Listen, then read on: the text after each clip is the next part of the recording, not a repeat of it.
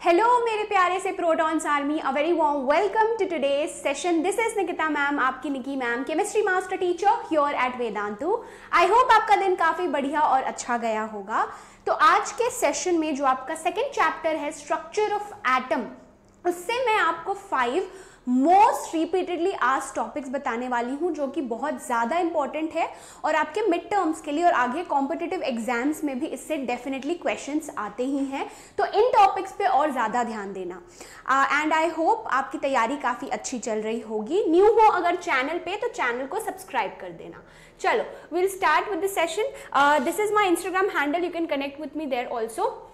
First of all जो मैं बात करूं that is Bohr's model of an atom. ये मैंने रुद्रा सेशन में we have already started it एंड हमने आई थिंक वेलोसिटी तक we have just started velocity वाला पार्ट।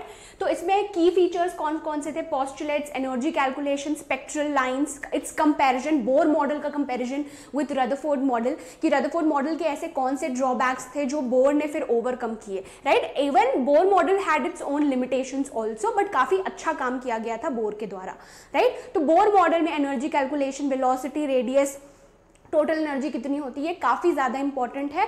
तो मेक श्योर करना कि इस पे आप और ज्यादा ध्यान दो, ठीक है।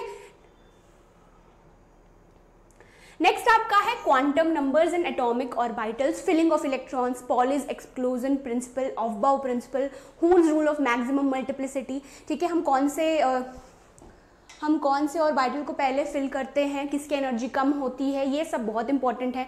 Then you have your quantum numbers. Quantum number में आपका n, l, m, s, so this is your principal quantum number, azimuthal quantum number, magnetic quantum number and spin quantum number. इससे आपको हमेशा क्वेश्चंस आएंगे, तो मेक श्योर करना कि quantum number और एटॉमिक ऑर्बिटल्स पे भी और ज्यादा ध्यान दो।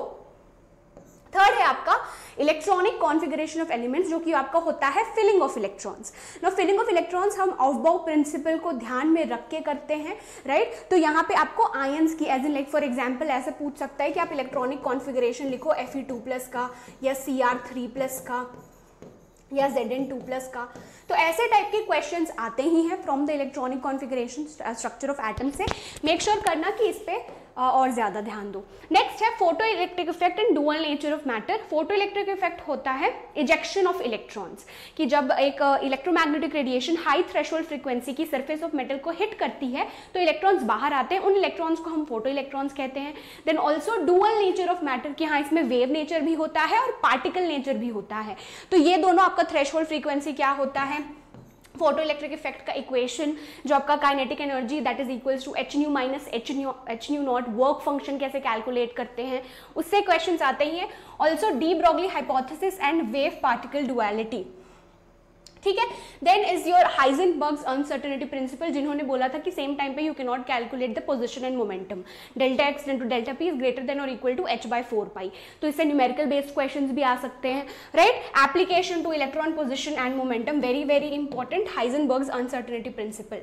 तो ये 5 टॉपिक्स बहुत ज्यादा ही इंपॉर्टेंट हैं, तो इनको बिल्कुल भी स्किप मत करना स्ट्रक्चर ऑफ एटम से।